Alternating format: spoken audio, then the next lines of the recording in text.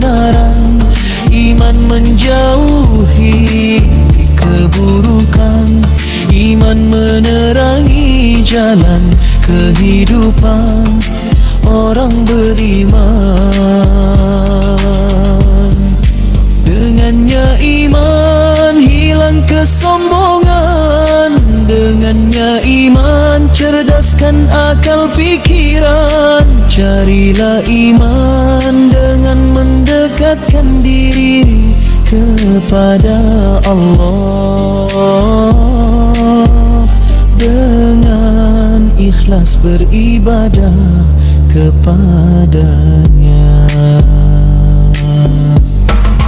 Dengannya iman hilang kesombongan, dengannya iman cerdaskan akal pikiran. Carilah iman dengan mendekatkan diri kepada Allah, dengan ikhlas beribadah kepadanya.